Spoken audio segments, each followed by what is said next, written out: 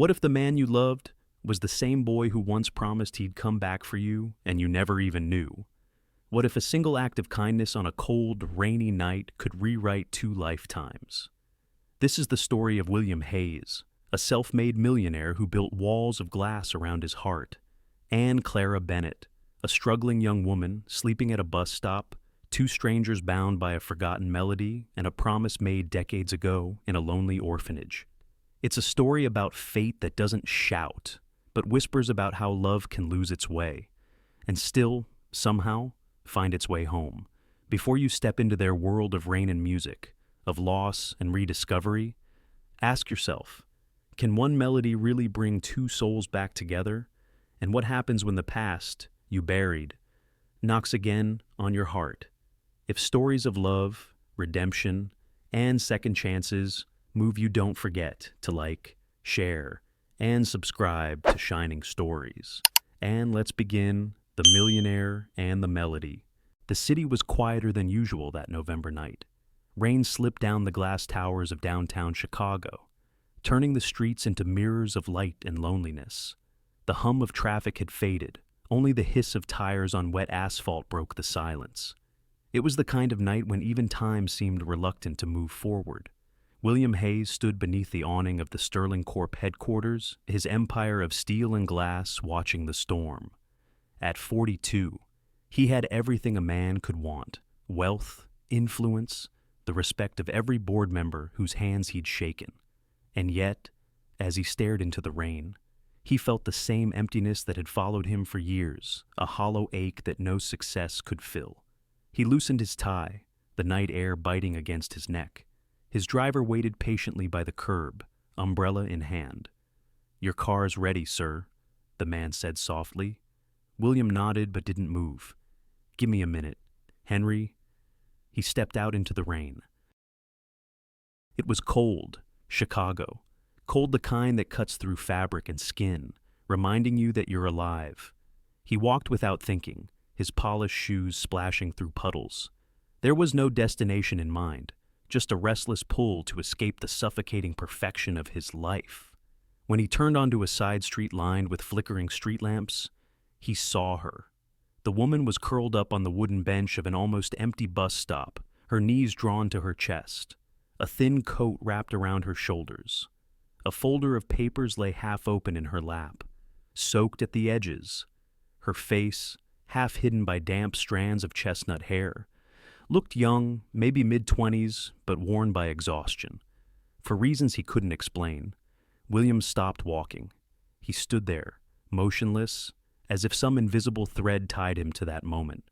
The rain drummed softly against the metal roof above the bench. A neon sign across the street blinked in and out, casting short bursts of light across her face. He saw the faint trembling of her hands. She wasn't just sleeping, she was shivering. He could have kept walking. He should have. Men like him didn't stop for strangers in the rain. But something about her, the quiet dignity in the way she held herself, even in sleep, pulled him closer. He glanced at the folder beside her. Through the wet plastic cover, he could make out words like "application declined" and "we regret to inform you," job rejections. Dozens of them. William exhaled, a cloud of breath mixing with the cold air. He remembered nights like this long ago when he was no one, when the world seemed indifferent to his existence.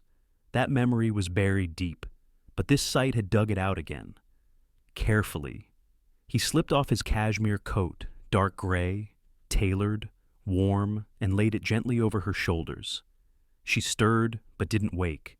The gesture should have ended there, but it didn't. He reached into his pocket and pulled out a small silver locket. It was old, tarnished at the edges, shaped like a piano key, something he had carried for years without understanding why. It was all he had left from a childhood spent in foster homes, a keepsake from someone whose face he could no longer recall. He hesitated, turning it over in his hand. Then, with quiet finality, he placed it next to her on the bench. For a long moment, he just stood there watching the rise and fall of her breathing, the steady rhythm of the rain. There was a strange peace in it, as if the noise of the city had faded to make space for something simpler, more human. He whispered, almost to himself, Sleep well, whoever you are." Then he turned away. As he walked back toward the car, he felt lighter and emptier all at once. The coat, the locket, the inexplicable kindness, none of it made sense. But he didn't try to make sense of it. Some things weren't meant to be analyzed. Some moments simply happened. The driver opened the door. All set, Sir William nodded silently and got in. From the back seat, he glanced through the rain-smeared window, trying to catch one last glimpse of the bus stop. For a second, he thought he saw her stir a faint movement, the coat shifting, but then the car turned a corner, and she disappeared into the blur of streetlights. Inside the quiet cabin, he leaned back, eyes closed. The rhythmic patter of rain against glass became almost hypnotic. He felt the strange weight of absence on his shoulders, the missing coat, the missing locket, the echo of an act that shouldn't have mattered, but somehow did. In his mind, an old melody drifted, a tune he hadn't heard since childhood, faint and haunting. He couldn't place where it came from. Maybe from a music box once wound by small hands. Maybe from a memory too fragile to survive adulthood. He whispered under his breath, "Who are you?" No answer came, only the hum of the engine and the whisper of rain. But something inside him shifted that night. He didn't know it yet, but the woman asleep at the bus stop would soon unravel everything he thought he understood about love, about memory, and about himself. As the car disappeared into the mist, the camera of imagination lingers on that lonely bus stop. The rain slows, the woman stirs, unaware that her life and his has already begun to change. He could have walked away, but he didn't. The sound that woke her wasn't the bus. It was the wind, sharp, cold, and impatient, rattling through the narrow street like a whisper that refused to fade. Clara Bennett stirred, blinking into the pale light of early morning. Her body ached from the bench's hard wood, and her fingers were stiff with cold. For a long moment, she didn't know where she was. The rain had stopped, but the world still smelled like it wet asphalt, rust, and the faint sweetness of damp leaves. She sat up slowly, brushing her tangled hair from her face. Her coat felt different, heavier, softer. When she looked down, confusion struck her like a jolt of electricity. This wasn't her coat. The fabric was far too fine, rich gray wool lined with soft silk. It smelled faintly of cedar and something warm, like amber and spice. She ran her fingers along the lapel and found a small embroidered label, Hayes and Sterling Fine Tailors. "What in the world?" she whispered, her breath visible in the cold morning air. Then she noticed something else, a small silver locket resting beside her, half hidden by a fold in the coat. Her heart skipped. It wasn't the kind of trinket someone dropped by accident. It looked deliberate, as if left there for her to find. Clara picked it up carefully. The metal was cold against her skin, smudged and slightly tarnished, shaped like the top of a piano key.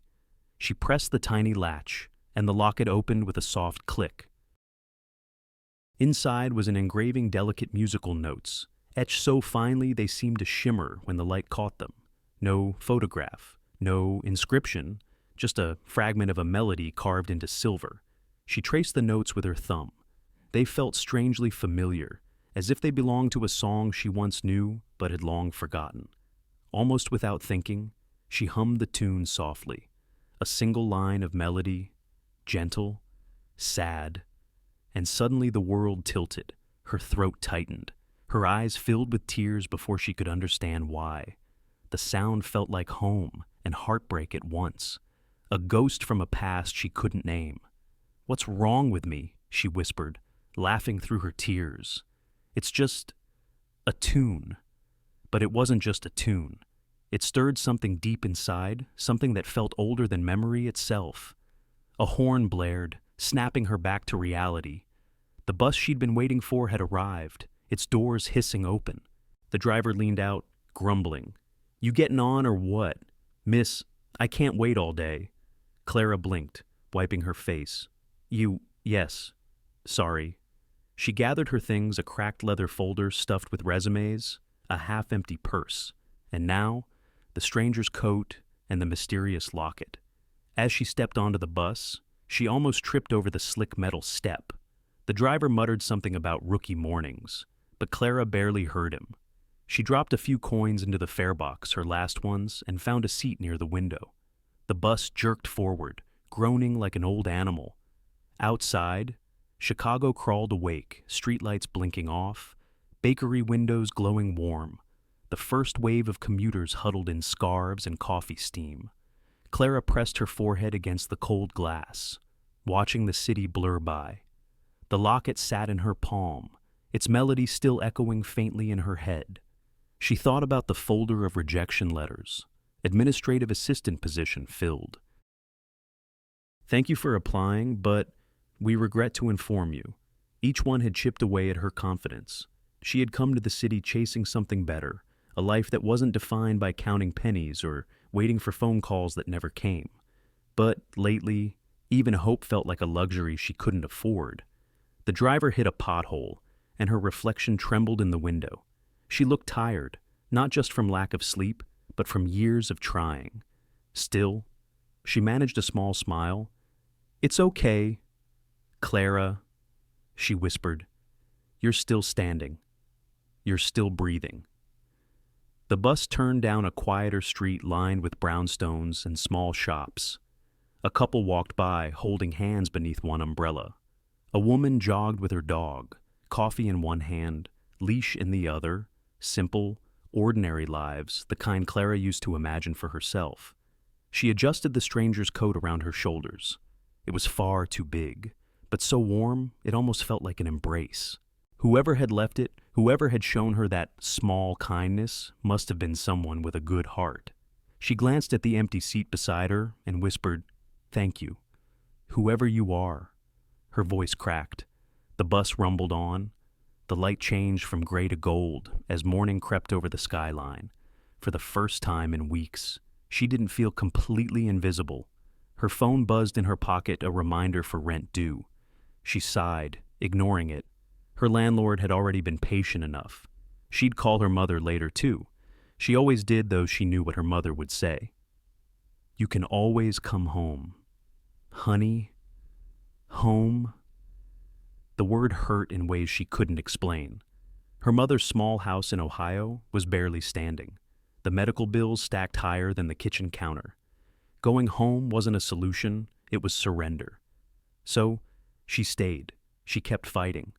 The bus stopped near her apartment, a narrow, aging building that smelled of coffee grounds and radiator heat. Clara stood, pulling the coat tighter around her. Before stepping off, she looked once more at the locket. The engraved melody caught the morning light again, and she found herself humming it under her breath. This time, it didn't make her cry. It made her feel alive. She didn't know where it came from, or why it mattered, but something inside her whispered that it meant something. Maybe a clue, maybe a promise. As she climbed the apartment steps, the air heavy with the scent of wet concrete, Clara decided something simple, something she hadn't said out loud in a long time. "Tomorrow," she whispered, unlocking her door. "I'll try again." And for the first time in months, she meant it. The following Monday began with a gray sky hanging low over Chicago, heavy, motionless, and cold enough to sting. Clara Bennett walked quickly through the wind, clutching a folder of resumes under her arm. Her stomach ached from too much coffee and not enough breakfast, but her eyes held a spark she hadn't seen in herself for weeks, the quiet determination of someone trying one more time. Sterling Corporation. The name gleamed in silver letters above the glass doors, tall and intimidating. She had passed this building 100 times before, always wondering what kind of people worked inside. Now she was about to step through those doors as one of them, or at least, she hoped. "Temporary administrative assistant," she murmured, rehearsing the job title as if saying it out loud could make it real. "Entry level, 6-month contract. Just get through the interview. Clara." The lobby was everything she imagined and nothing she belonged in. Marble floors so polished they reflected the ceiling lights. Walls of glass and chrome. A scent of expensive cologne and coffee brewed by machines she could never afford. People moved with purpose, suits pressed, heels clicking, voices calm and efficient. It was the kind of world that seemed allergic to failure. Clara walked to the reception desk, her nerves pulsing like static under her skin. "Good morning," she said, trying to sound confident. "I'm here for the temporary secretary interview." The receptionist, a young woman with flawless makeup and the posture of a dancer, gave a polite smile. "Name Clara Bennett," the woman typed quickly, her manicured nails clacking against the keyboard. "Yes, Ms. Bennett. HR will see you on the 24th floor. Take the elevator on the right." Clara nodded her thanks, pretending she didn't notice how the receptionist's eyes flicked briefly toward her worn handbag and scuffed shoes. She stepped into the elevator. The doors closed with a soft hum, sealing her inside a mirrored box that smelled faintly of citrus and steel. As the floor numbers blinked upward, she exhaled slowly, whispering to herself, "You can do this." Upstairs, on the top floor, far above the interview rooms, William Hayes was already deep in work. His office overlooked the skyline, a panorama of glass and light. From this height, the city seemed quiet, almost peaceful, like a model he could control from above. "Morning reports, sir," said Margaret Sloane, his longtime secretary, placing a folder on his desk. She had worked with him for 12 years, long enough to read his moods before he spoke. "Thank you." "Margaret," he said, without looking up. His pen moved across a contract, his mind elsewhere. Something had changed in him since last week. He couldn't explain it, but the image of that sleeping woman at the bus stop refused to leave him. Her face, fragile yet strong, haunted him. The coat and the silver locket he'd left behind had become symbols of something he didn't understand. He found himself scanning the streets from his office window, half expecting to see her again, even though he knew how foolish that was. A soft knock broke his thoughts. "Sir," said Margaret, "HR sent over the list of applicants for the new administrative support positions. They're requesting final approval." "Leave it," he said absently. When she left, William leaned back in his chair and opened the folder. It was just a list of names, dozens of them, but one made his pulse stop. Clara Bennett. The letters blurred for a second before refocusing. He said the name aloud, testing it, feeling its shape in his mouth. "Clara?" He pulled up the digital file from HR. The photo showed a young woman with chestnut hair, serious eyes, and a hopeful smile that didn't quite hide the weariness behind it. It was her, the woman from the bus stop. He sat still for several long seconds, his mind scrambling to make sense of it. Out of the millions of people in Chicago, she had walked right into his world. Fate, or something that looked an awful lot like it had drawn their paths together again. William's first instinct was to intervene, to make sure she got the job. But then his hand froze above the keyboard. No, that would be wrong. He couldn't use his power like that, not for her, especially not for her. He forced himself to close the file and set it aside. "If she's meant to be here," he murmured, "she'll earn it herself." Still, he couldn't help glancing toward the door, wondering what he would do if he saw her again. Meanwhile, on the 24th floor, Clara sat nervously in a row of chairs with other applicants. She clutched her resume so tightly that the paper crinkled in her hands. Her reflection in the glass wall looked pale but composed. The HR manager, a man in his 50s with kind eyes, called her name. "Ms. Bennett, right this way." The interview went smoother than she expected. She spoke clearly, answered confidently, and even managed a laugh or two. When it ended, the manager shook her hand warmly. "We'll be in touch soon," he said, which usually meant thank you. But no. Still. Clara left the room with her head high. For the first time in weeks, she didn't feel like she'd failed. Downstairs, she stopped by the lobby coffee stand, treating herself to a small cup, a luxury she almost couldn't justify. She turned toward the exit and froze. Across the marble lobby, near the main doors, a tall man in a dark navy suit was giving quiet instructions to a staff member. Even from a distance, he radiated presence, calm, confident, detached. When he turned his head slightly, The light caught his face. Her breath caught. There was something familiar about him. The sharp line of his jaw, the calm in his eyes. But she couldn't place where she'd seen him before. He noticed her at that same moment. For a split second, their eyes met his deep gray against her brown. The connection was instant, silent, electric. Then, just as quickly, he looked away, masking the flicker of emotion with his usual composure. Clara blinked, breaking the spell. "Get it together," she whispered to herself, forcing a smile at the barista as she took her coffee. She left the building, the cold air rushing against her face. The stranger's image lingered in her mind. Something about him stirred the same inexplicable feeling the locket's melody had awakened. Inside the tower. William watched her through the glass doors as she disappeared into the street. His jaw tightened. He wanted to call her back, to say something, anything, but he didn't. He turned away and walked toward the elevators, whispering under his breath, "If it's meant to be, it'll find a way." Still, as the doors closed, he felt that same pull again, quiet but undeniable. A reminder that not everything could be reasoned with or controlled. Some things were meant to return, no matter how much time had passed. The first week at Sterling Corporation felt like walking on glass. Every day, Clara woke before sunrise, ironed her single good blouse, and arrived 15 minutes early because being early felt safer than being noticed. She moved through the hallways quietly, clutching her clipboard like a shield. Everyone here seemed taller, sharper, faster. Conversations drifted like coded messages. She wasn't meant to hear market forecasts, quarterly projections, alignment on deliverables. She nodded, smiled, and prayed she wouldn't spill anything or press the wrong button on the office copier again. Still, she was proud. She'd landed a job at one of Chicago's most prestigious companies, even if it was temporary. Even if it paid less than her rent. It was a start. On Friday morning, she decided to do something small but kind. "I'll bring coffee for the executive floor," she told herself, hoping it might make her seem helpful. People appreciate gestures. The order was a disaster from the start. 7 different cups, all labeled with handwriting she could barely read, balanced on a flimsy cardboard tray. The elevator jolted between floors, the cups trembling like nervous hearts.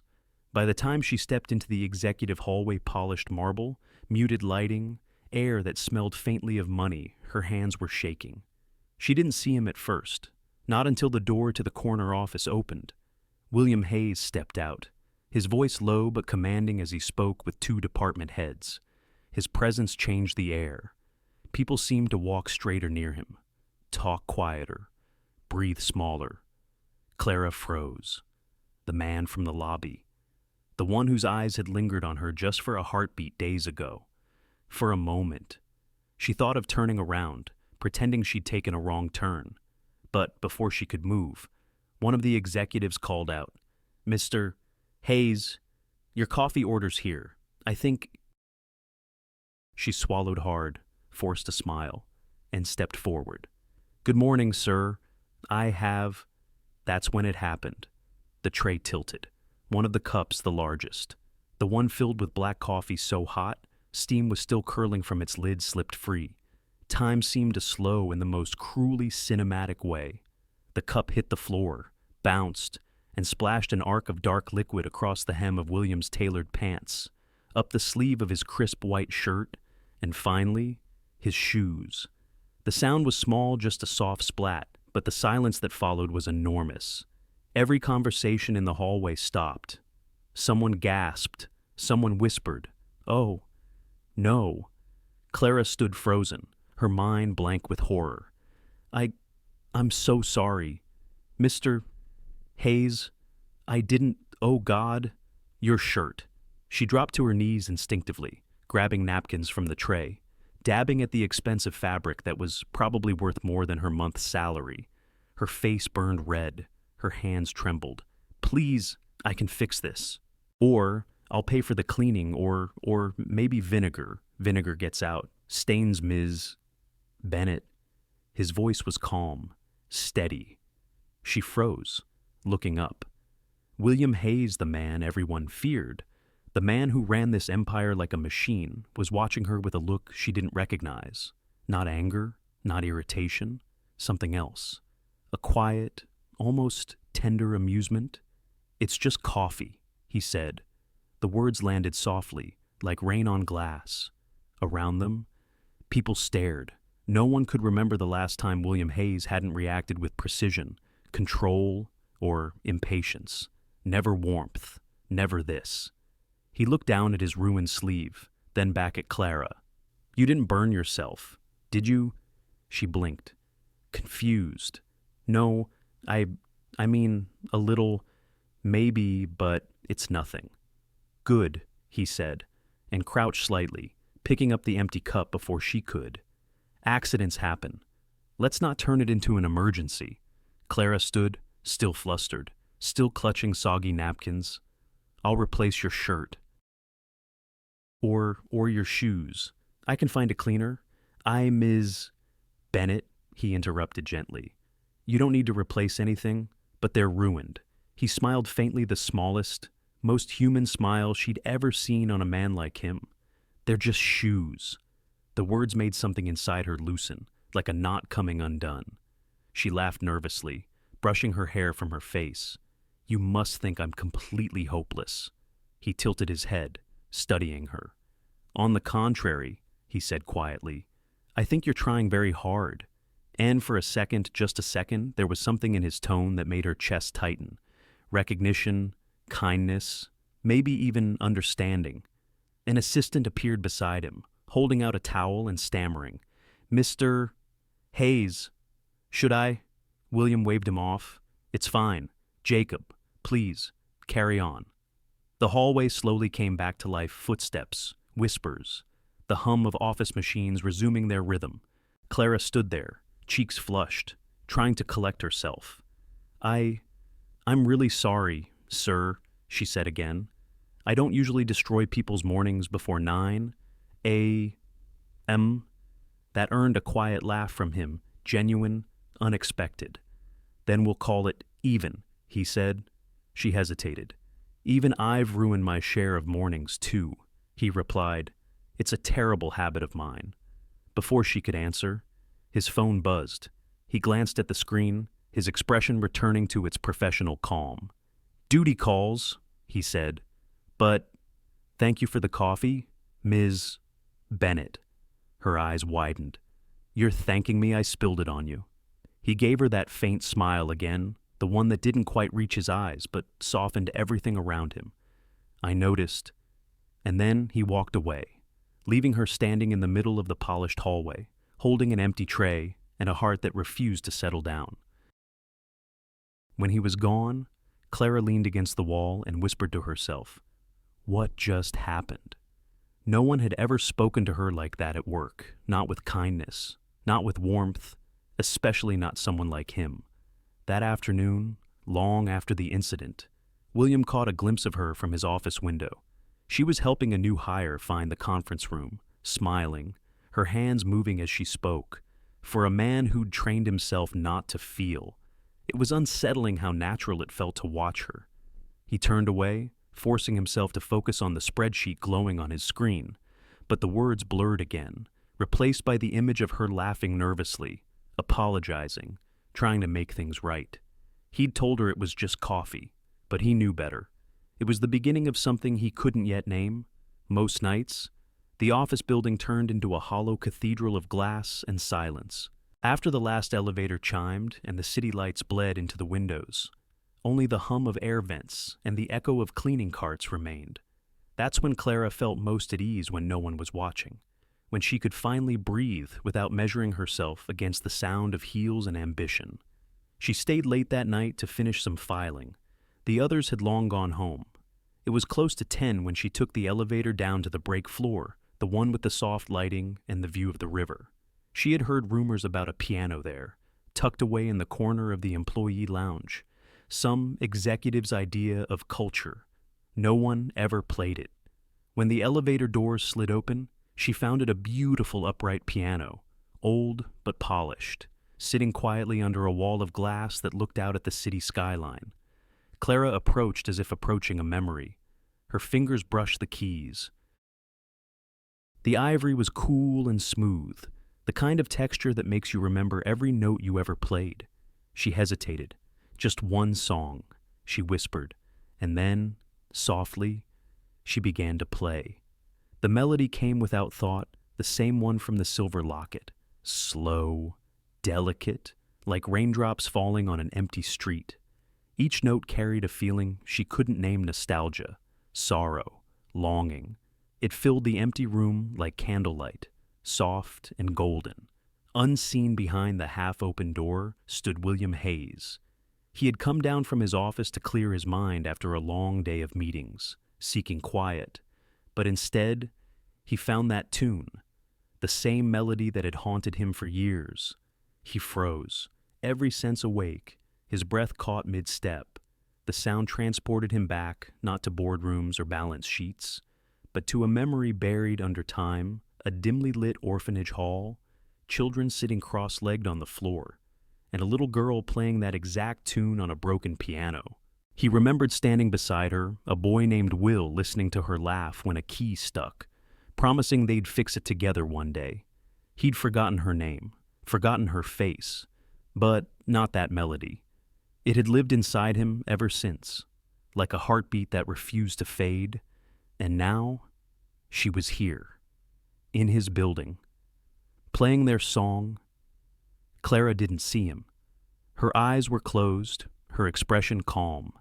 She played as if she were talking to the night itself, confiding her exhaustion, her loneliness, her hope. When the final note faded, she exhaled slowly. "I needed that," she murmured. A quiet voice from the doorway answered, "So did I."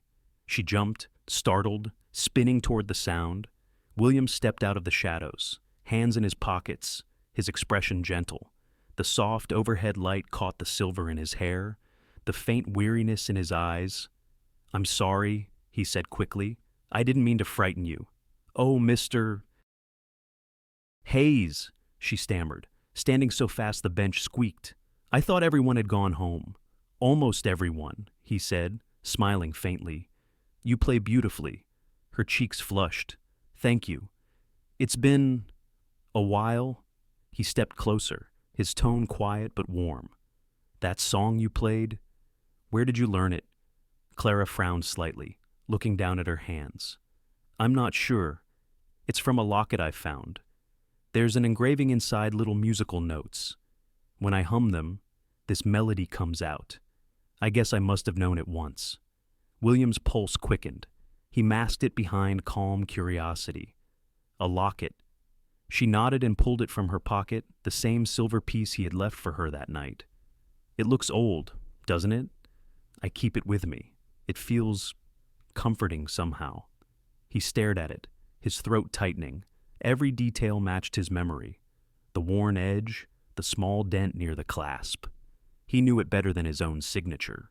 He wanted to tell her, "That's mine. That was yours too, once, when we were children," but the words wouldn't come. It was too soon, too impossible.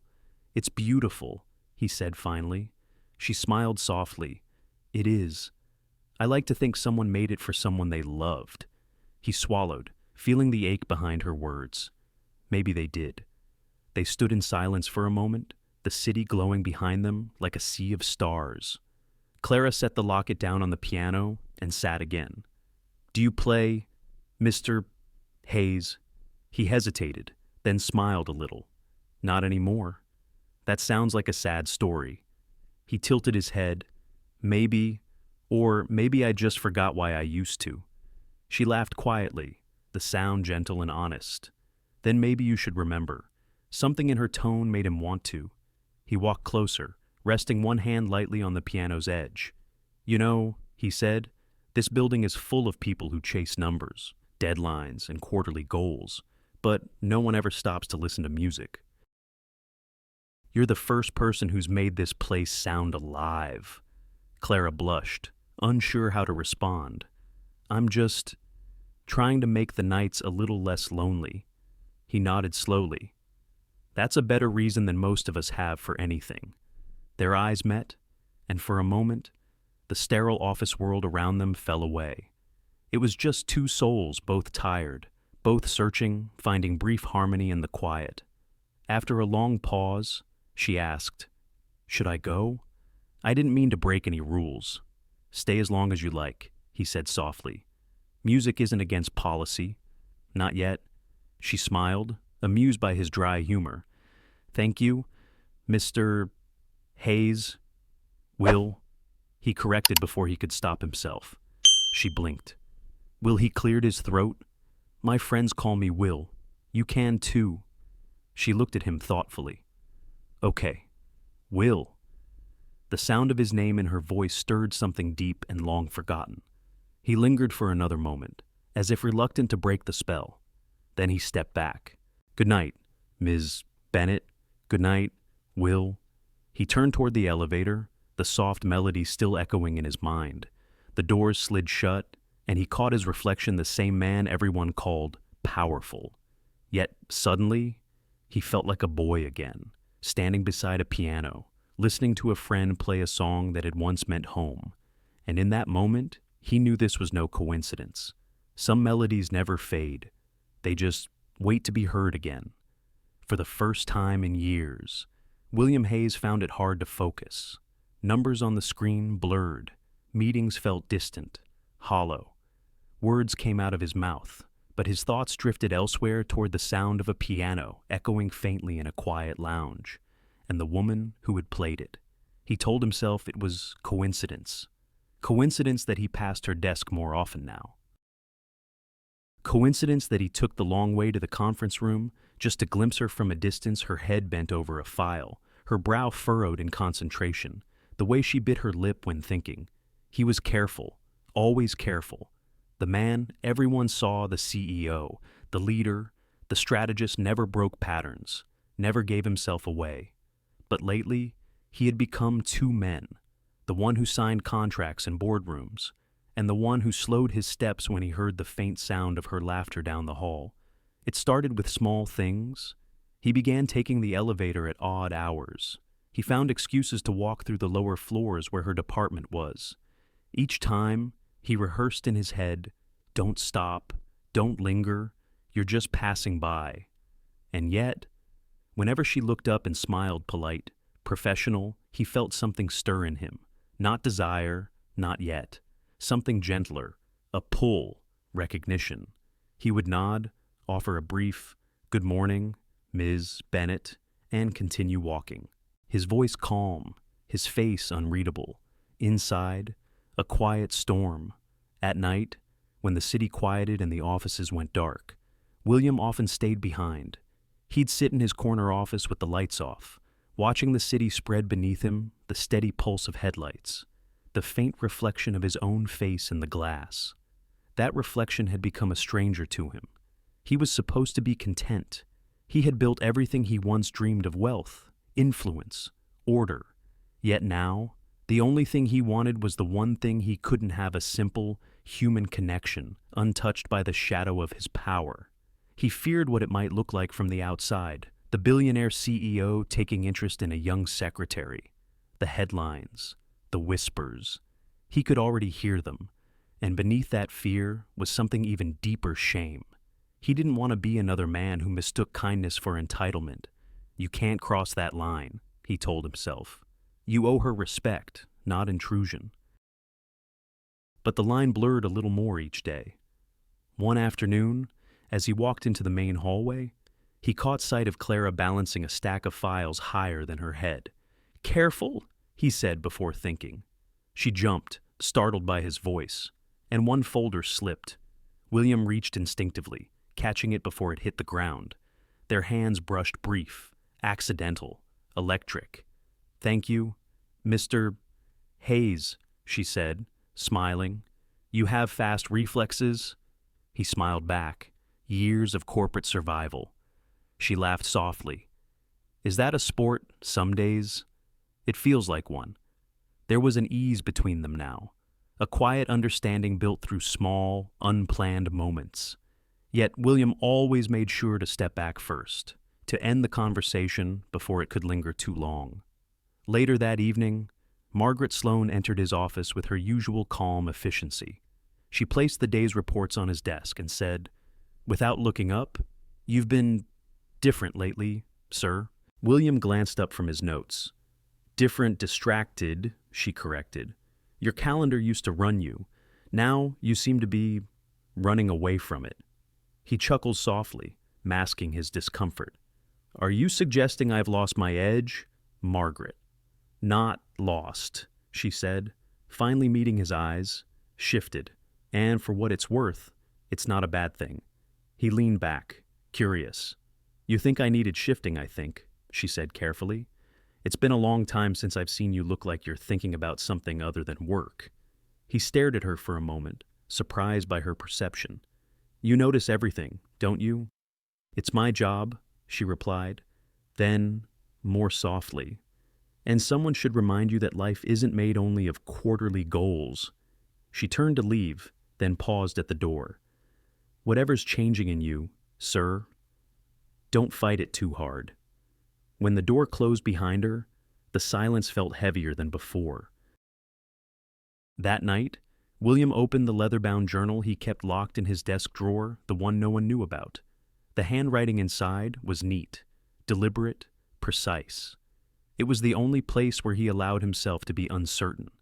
He wrote slowly, the pen moving in steady rhythm. "She doesn't know who I am, and I don't think she should not yet.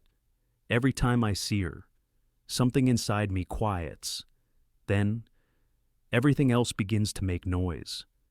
I tell myself it's nothing, that it will pass, but it feels old, familiar.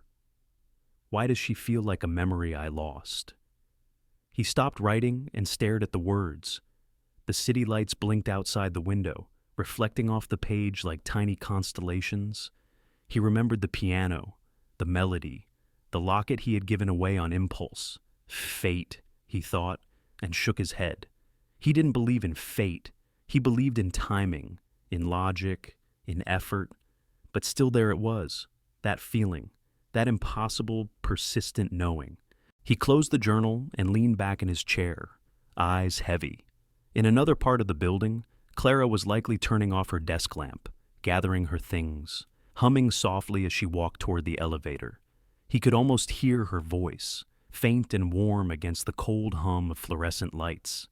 He let the thought stay for just a moment, then shut it down. As he always did, William Hayes had learned to control every variable in his life.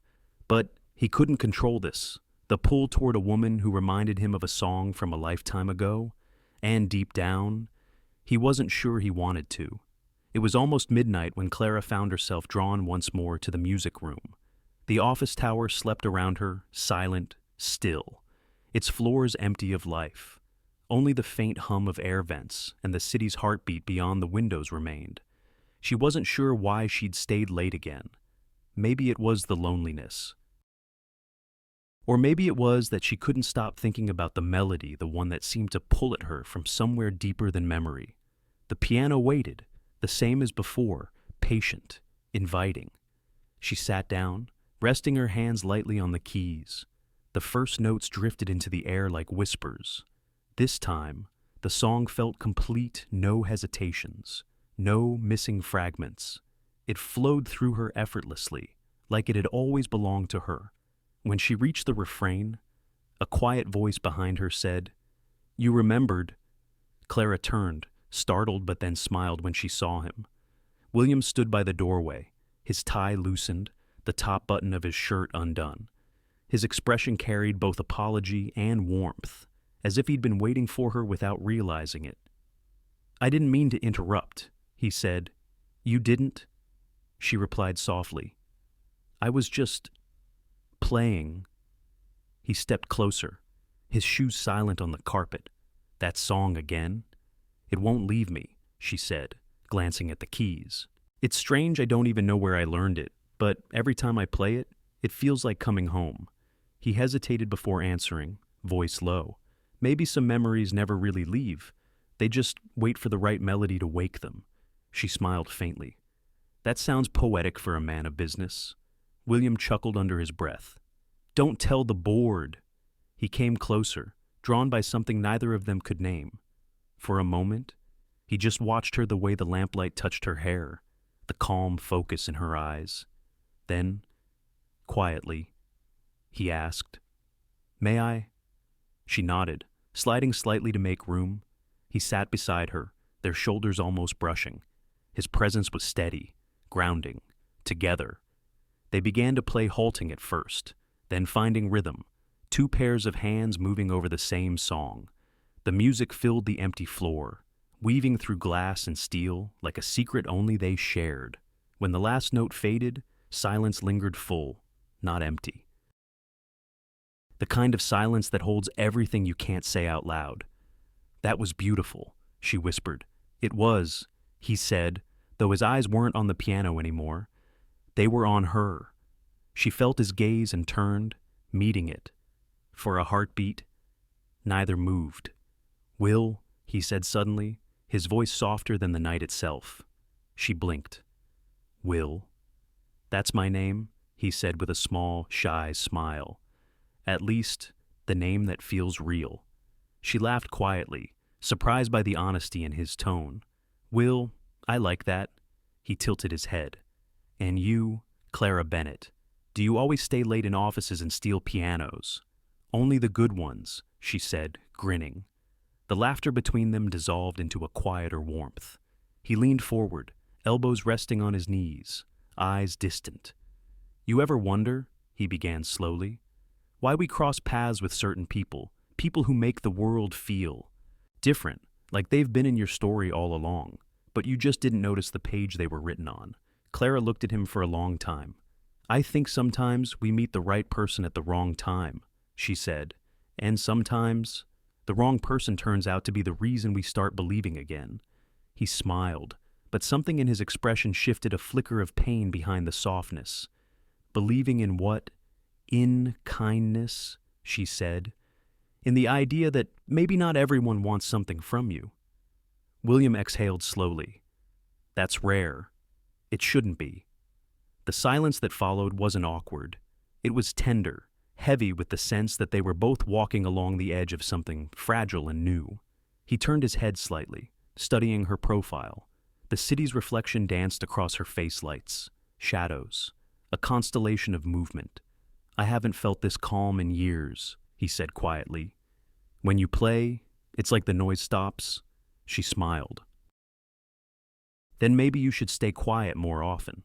He laughed softly, the sound rich and warm. "Maybe I should." Their eyes met again longer this time, searching. The air seemed to thicken, full of something unspoken.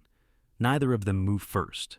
It just happened slow, tentative, inevitable. William leaned closer, hesitated, then brushed his lips against hers. It was gentle, uncertain, a question, not a claim. Clara froze for half a second, not in fear, but in surprise at how natural it felt. Her heart raced, but her mind went still. Then she kissed him back just once, softly, and the world around them disappeared. No office walls, no titles, no history, just warmth and breath and the soft echo of a piano's last note. When they parted, both were quiet, caught between wonder and fear. She looked at him, voice barely above a whisper. "You shouldn't have done that." He smiled faintly. "I know. Then why did you?" He paused, searching for honesty. "Because I forgot what it felt like, to not overthink everything." She didn't answer.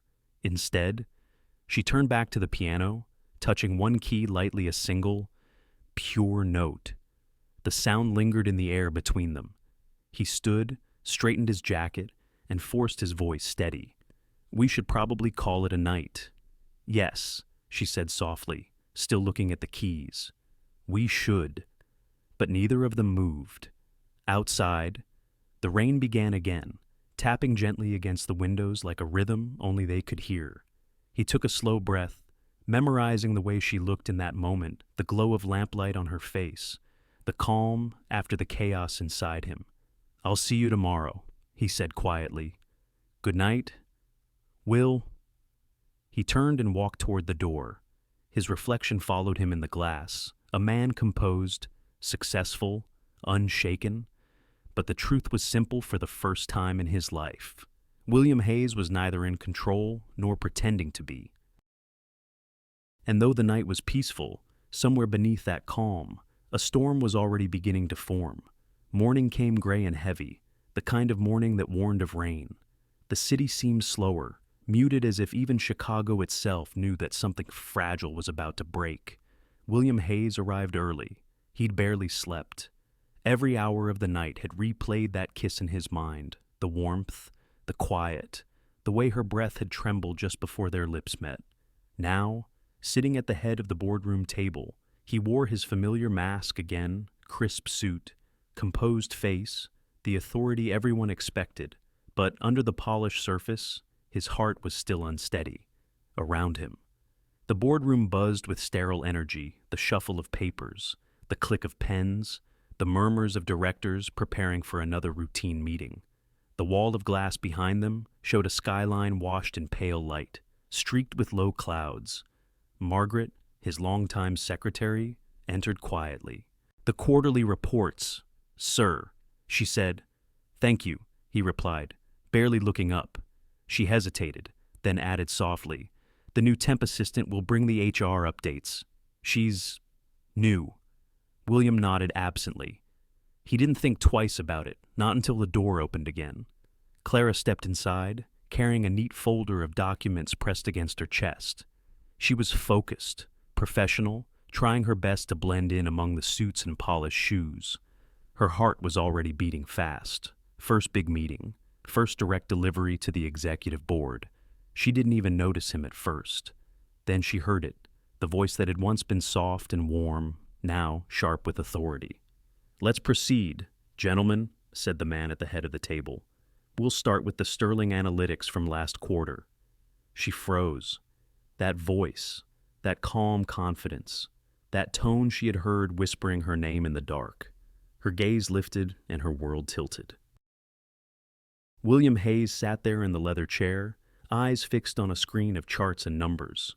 "Will," she whispered under her breath, disbelief catching in her throat. One of the board members glanced at her, puzzled. "Is something wrong, Miss?" She couldn't answer. She couldn't breathe. Someone else said it, the name that shattered the illusion completely. "Mr. Hayes. Shall I pull up the HR projections?" And there it was. Not Will, not the man who listened to her play the piano, not the man who kissed her under the soft hum of midnight. Mr. Hayes, her boss, her CEO, the man whose name was printed on every wall, every paycheck, every floor of the building. The folder slipped from her hands. Papers scattered across the polished floor, fluttering like white leaves in a sudden wind. For a heartbeat, the room went still. Every sound, every movement gone. Then came the awkward shuffle, the coughs, the whispered confusion. "Miss Bennett, are you—" She didn't hear them. She didn't see the concerned faces or the hands reaching down to help. All she saw was him, frozen, expression unreadable. He didn't speak, didn't move, and in that silence, she understood everything.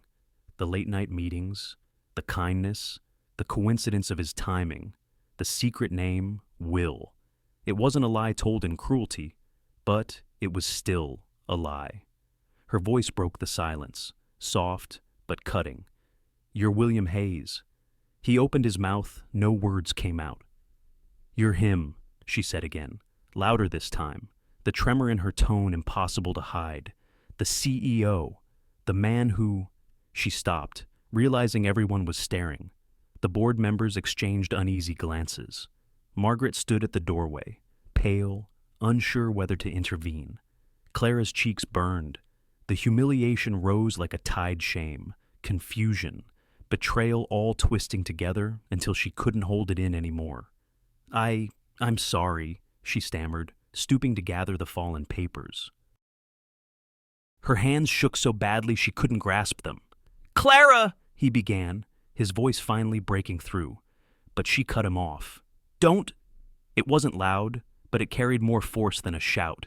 She straightened slowly, eyes glistening, her expression half shock, half heartbreak.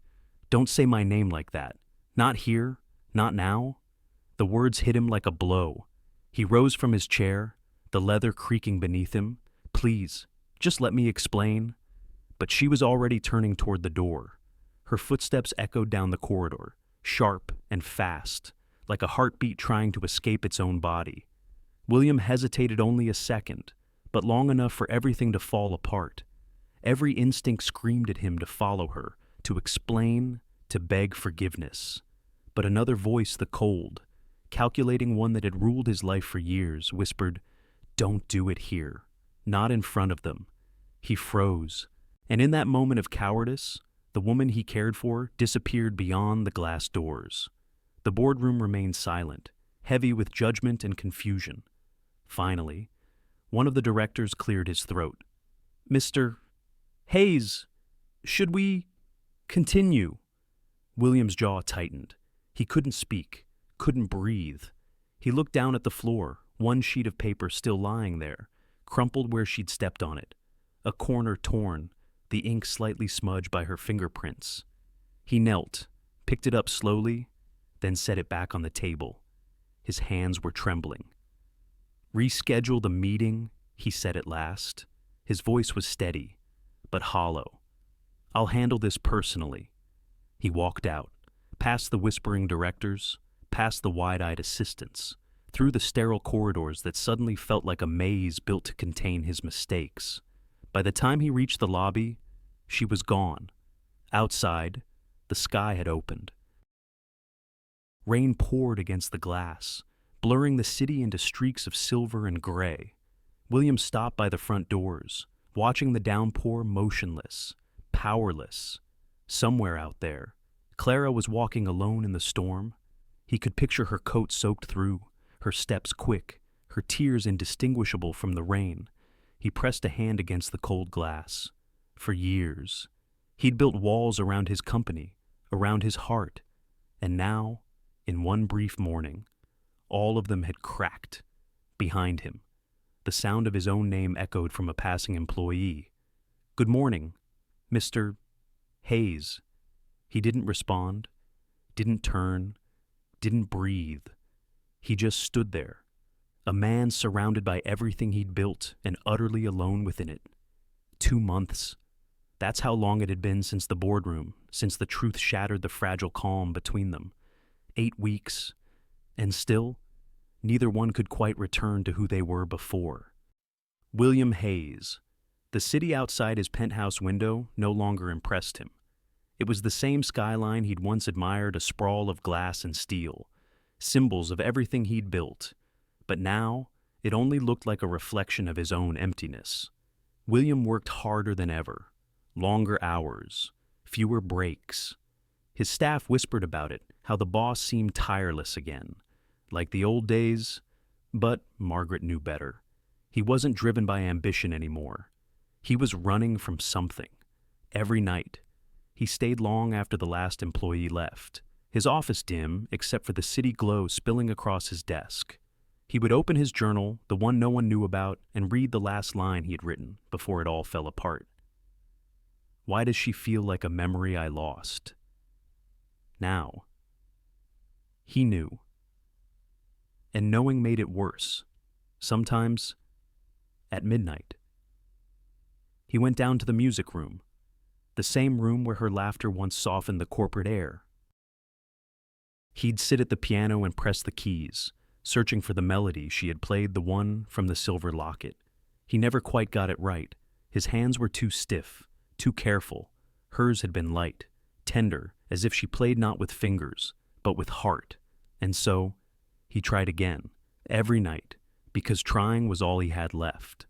Clara Bennett, a small, one-bedroom apartment on the south side, peeling wallpaper, a second-hand sofa, and a piano that sounded slightly out of tune. But it was hers. After leaving Sterling Corp., Clara had spent weeks drifting job to job, city to city, heart-heavy and unsure where to start again.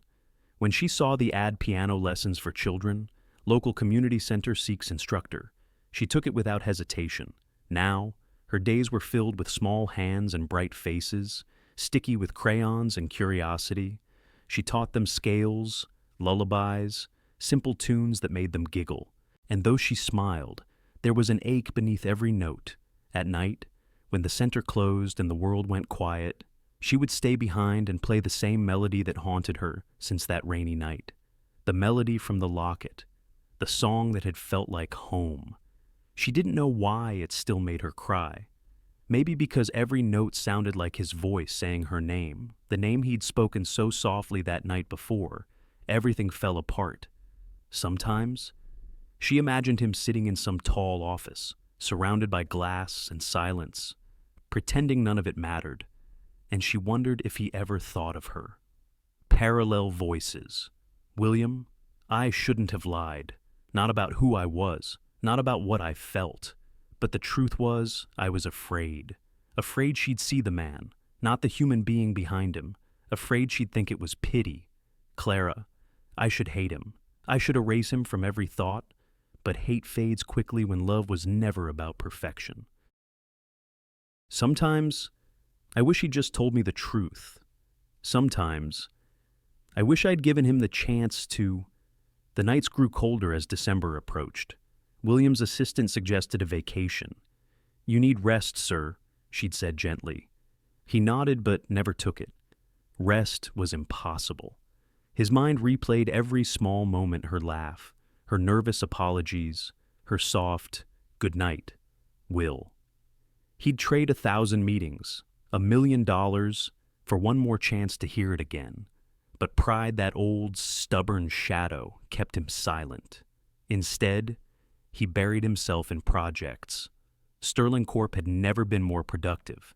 Yet, for all his brilliance, William couldn't solve the simplest problem of all, how to make peace with a heart he'd broken. Across the city, Clara was finding pieces of herself again. Teaching music had given her purpose and humility. The children adored her. One, a shy boy named Owen, reminded her of herself, always hesitant, always second-guessing his worth. One evening, after class, Owen lingered behind. Miss Bennett, he asked shyly, why do you always look sad when you play that song? Clara smiled gently. Because some songs aren't just music, she said. They're memories pretending to be sound. He frowned, not understanding. And she added softly, and some silences are just love waiting to find its voice.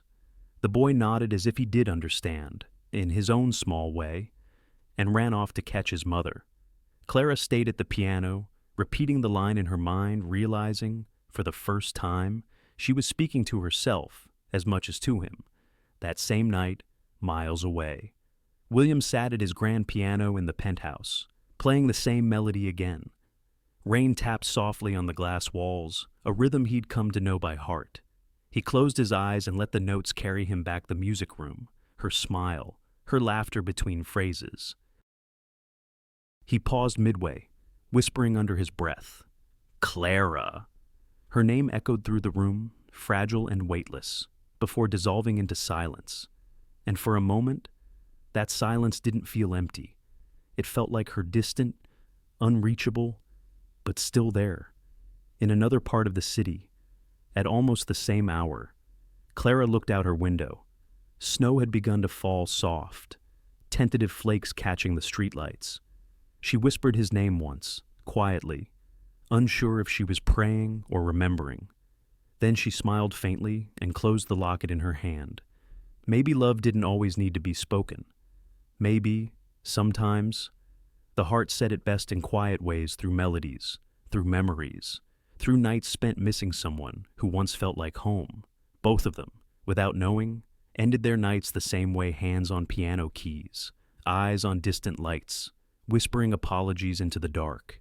Neither of them heard the other, but somehow, across the cold Chicago skyline, their silences met, soft, invisible, and alive, because some distances aren't measured in miles, and some silences are just love waiting to find its voice. The ballroom of the Fairmont Grand glittered with chandeliers and quiet wealth. Crystal glasses chimed softly, laughter floated like perfume, and waiters in black vests glided between tables draped in silver linen. It was Sterling Corporation's annual charity gala, an event meant to display generosity, Polish reputation, and remind the city that even power could pretend to have a heart. William Hayes stood near the back of the room, one hand in his pocket, a half-empty glass of champagne forgotten beside him. He hadn't wanted to come, but the board insisted. "Your presence inspires donors," they said. He doubted that, for him.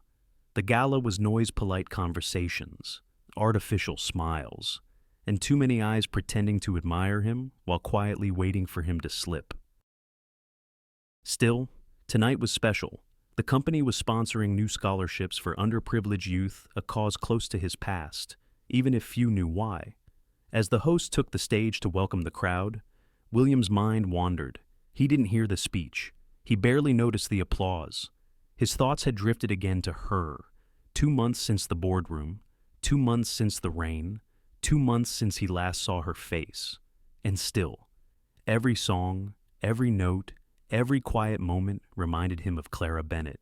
He tried to forget, but some people refused to be erased. At that same moment, in a small room behind the stage, Clara adjusted the sheet music on the piano stand and tried not to tremble. Her name wasn't on the program. She was simply the evening's pianist, hired through the community music center. When her supervisor had told her about the invitation, she'd been thrilled. Play for a corporate gala, great exposure, good pay. And for a children's fund, what could go wrong? Now when sitting behind the heavy velvet curtain, she felt the old nerves rising again. She hadn't performed for a large audience in years, not since everything fell apart. She exhaled slowly, whispering to herself, "You're not doing this for them. You're doing it for the kids." A stagehand peeked through the curtain. "You're up next. Miss Bennett." She smiled faintly. "Thank you." As the announcer introduced her, she stepped into the light and the crowd hushed. The piano gleamed under the golden chandeliers. The room beyond the stage seemed endless, full of tuxedos and sequins. She didn't see him. Not yet. She sat, took a steadying breath, and began to play. The first notes rippled through the ballroom, soft, graceful, familiar. The same melody, the same song. William's hand froze around his glass. His breath caught before the second phrase. It couldn't be, but it was. The melody from the silver locket, the one he'd heard in the quiet music room, in his dreams, in the echo of every sleepless night. He turned toward the stage and saw her, Clara, her posture, her focus, the light on her hair. Even from across the crowded room, he knew every line of her face. His heart began to race, a sharp ache pressing against his ribs. She was here. The crowd didn't know the story behind the song. To them, it was simply beautiful, a moving, haunting piece played by a young woman who seemed to breathe emotion into every key. But to him, it was confession, memory, forgiveness wrapped in sound. He couldn't move, couldn't look away. Her eyes stayed on the piano, but somewhere between the second and third verse, she felt him, that unmistakable pull, the quiet awareness of being seen. Her fingers faltered for just a heartbeat. Then she steadied them, finished the phrase, and kept playing. When she reached the final note, the room fell silent. For a moment, no one moved. Then the applause came polite at first, then swelling into admiration. Clara stood, smiled briefly at the audience, and gave a small bow. Only then did her gaze drift through the crowd and find him. Their eyes met. 2 months of silence collapsed in a single instant. The distance between them felt infinite, yet the connection was immediate, raw, unguarded, electric. William set his glass down slowly. Every word he'd rehearsed in his head vanished. He wanted to go to her, to say everything he hadn't said that day in the boardroom. "I'm sorry. I never meant to hurt you. You changed everything." But she broke the moment first. Without a word, she turned, gathered her sheet music, and walked off the stage. Not hurriedly, not angrily, just quietly. As if she were telling him, the music said what words can't. "Now it's your turn." William stayed frozen for a long moment, the applause fading into chatter around him. Margaret appeared beside him, discreet as always. "She's quite talented," she said softly, her tone gentle but knowing. He swallowed hard. "Yes. Are you going to speak to her?" He looked toward the side hallway where Clara had disappeared. The crowd between them felt like an ocean. He wanted to run, to find her, to ask if the song had meant what he thought it did. But he hesitated, fear and guilt twisting inside him. What if she refused to see him? What if she'd only played to say goodbye? Margaret touched his arm lightly. "Sir, sometimes silence isn't rejection. Sometimes it's invitation." He turned toward her, uncertain. She nodded toward the stage. "Go, before the music fades." He exhaled slowly, set his glass aside, and began to walk through the crowd, past the donors, through the hallway where the air smelled faintly of roses and champagne. The sound of the gala dimmed behind him. He reached the back corridor just as the exit door swung shut. Outside, he saw her standing by the curb beneath a canopy of light rain. Her coat was draped over her shoulders, the locket glinting faintly against her blouse. For a moment, he simply watched her, unsure what to say, unsure if she'd even listen. She turned slightly, sensing him there. Their eyes met again, no stage, no audience, no walls between them. And though neither spoke, the air seemed full of everything they'd both been holding back. The same melody lingered between them, carried by memory and rain. He took a step forward. She didn't move away, and for the first time in months, William felt something close to hope. Winter had settled over Chicago like a heavy quilt of gray.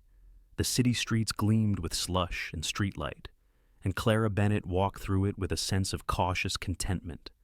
For the first time in a long while, she felt grounded. Her music classes at the community center were thriving. More children had signed up than there were pianos to teach on. Some couldn't afford tuition, but she taught them anyway. Music, she believed, should never belong only to those who could pay for it. That belief caught the attention of someone she hadn't seen in years. He arrived one crisp morning, just as she was locking up after a lesson. Clara Bennett, a warm, familiar voice called from the hallway. I'd recognize that posture anywhere, still guarding your sheet music like it's classified information. She turned and then she laughed. Michael Carter. You're kidding me. He opened his arms, smiling, in the flesh. They hugged a brief, friendly embrace, the kind that collapses years of absence in an instant. Michael had changed. The boyish grin she remembered from their high school orchestra days was still there, but the edges were softened by time and a quiet confidence. His brown hair was flecked with early gray, and he wore the slightly rumpled blazer of a man who worked for meaning, not money. "What are you doing here?" she asked, still smiling. "Visiting local music programs," he said. "I run a nonprofit now, the Harmony Project. We fund music education for underprivileged kids. I heard about your classes. The director at the community center said you're practically running the place." Clara blushed. "I just try to keep the pianos in tune and the kids from giving up." He chuckled. "That's exactly the kind of spirit we need. How would you feel about joining us, full time?" She blinked. "Me, work for your foundation." "Why not?" he said easily. "We're expanding into the city. You'd have your own studio, better pay, steady hours, and honestly, Clara, you're made for this kind of work." For a moment, she couldn't speak. The offer felt like sunlight breaking through months of cold, stability, purpose, music. Everything she'd been trying to build on her own, now offered to her with open hands. "I don't know what to say," she murmured. "Say yes," Michael grinned, "or at least think about it." "I will," she said, and she meant it. That afternoon, after he left, Clara sat alone at the piano and let her fingers wander across the keys. She played the familiar melody slower this time, more thoughtful. And as the notes drifted through the empty room, she caught herself thinking of William. Would he have approved, she wondered? Would he even care? She shook her head, almost scolding herself. He made his choice, she whispered, and so did I. But part of her still felt the echo of his gaze at the gala, that silent, unfinished conversation between two hearts that hadn't yet learned how to speak again. Meanwhile, high above the city in his glass office, William Hayes sat staring at a photo on his desk, the gala night, captured for a corporate press release. He looked perfect in it, confident, powerful, composed, and utterly alone. He had seen her, heard her, but he hadn't gone after her. Coward, he thought bitterly, for weeks. He'd tried to focus on work, but every distraction eventually led back to her. He asked Margaret once carefully, casually, if she knew what had become of Clara Bennett. Margaret only gave him a quiet look and said, "Some things, sir, you should discover yourself." And so, he did. It was a Tuesday afternoon when he finally went. He didn't even tell his driver where he was heading until the last moment.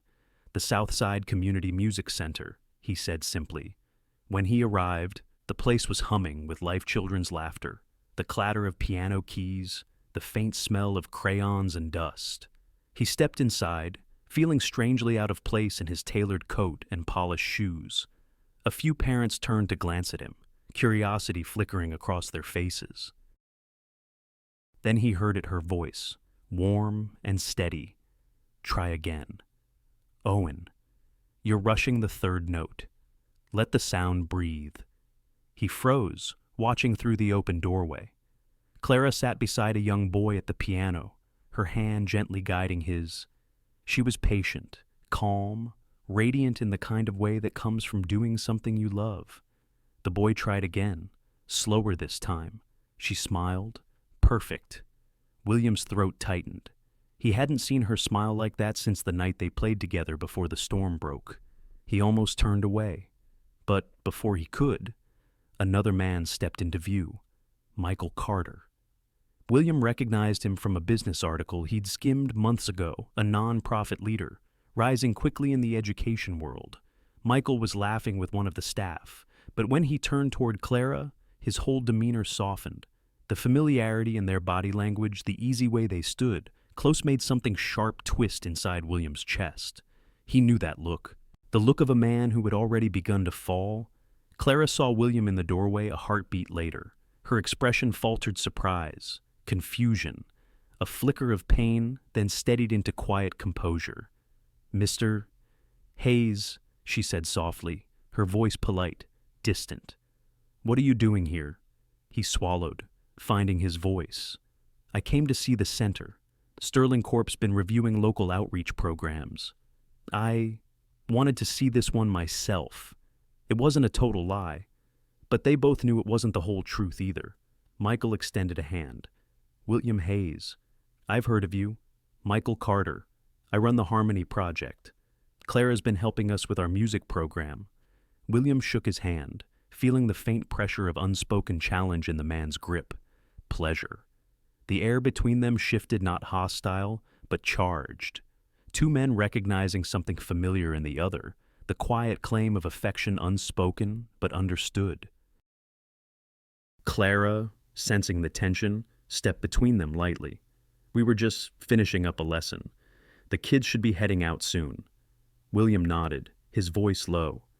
"You've done something remarkable here. Clara," she looked away. "It's not just me. It's teamwork." And she gestured toward Michael. "Good people who believe in music." Michael smiled. "She's being modest. She's the heart of this place." William's chest tightened again. He smiled faintly, but his voice trembled at the edges. "I can see that." There was a silence that seemed to last forever. Finally, Clara broke it with a gentle, formal tone. "Thank you for visiting. Mr. Hayes, we appreciate the company's support." He nodded. "Of course." Then, quieter. To himself, "I had my chance, and I broke it." She didn't answer. He turned to leave, the echo of the piano following him out into the cold. "Behind him?" Michael asked. "Friend of yours?" Clara paused for a long time before answering. "He was," she said simply, and as the door closed, William heard it, the faint sound of her voice, soft, fading, like a melody he'd once known by heart but could no longer play. Evening light spilled through the blinds of Clara's apartment, gold at first, then soft gray. The piano sat by the window, its keys glowing faintly as the sun disappeared behind the skyline.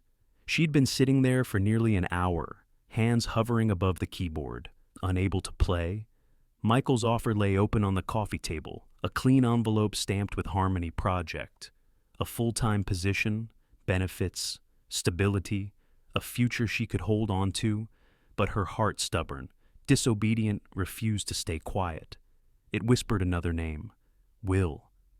Every time she tried to silence the memory, it returned like the echo of a song that refused to fade, the way he had watched her play, the warmth in his voice when he said her name, the look in his eyes that night before everything shattered.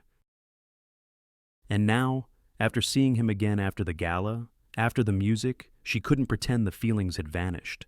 They hadn't. They'd simply gone silent, waiting. But what could love mean when trust had already been broken? Her phone buzzed softly. Mom? She hesitated, then answered, Hi, Mom. Her mother's voice came warm, familiar, worn by years but steady as ever. Hey, sweetheart, you sound tired. I'm okay, Clara said, forcing a smile she didn't feel. Still teaching those little prodigies of yours. Every day, she said. They're wonderful. And the new job offer. You didn't tell me much about it. Clara sighed. It's a big opportunity. Mom, working for a foundation that gives music education to kids who can't afford it. Michael, my friend from high school, he offered me a position. Her mother paused. That sounds perfect. Honey. It does, Clara murmured. But Clara closed her eyes. But there's someone else. Someone from before. And I don't know if walking away from him is right, or if holding on would just hurt more. Her mother chuckled softly. Matters of the heart. It's complicated, Clara whispered. Sweetheart, love is always complicated. That's how you know it's real. Clara's throat tightened. He lied to me, Mom, not cruelly, but he hid who he really was. And when I found out, it felt like the ground disappeared. I didn't even give him a chance to explain. There was a long silence on the line. Then her mother said gently, Did he ask for forgiveness? He tried, but I ran. Then maybe forgiveness isn't for him.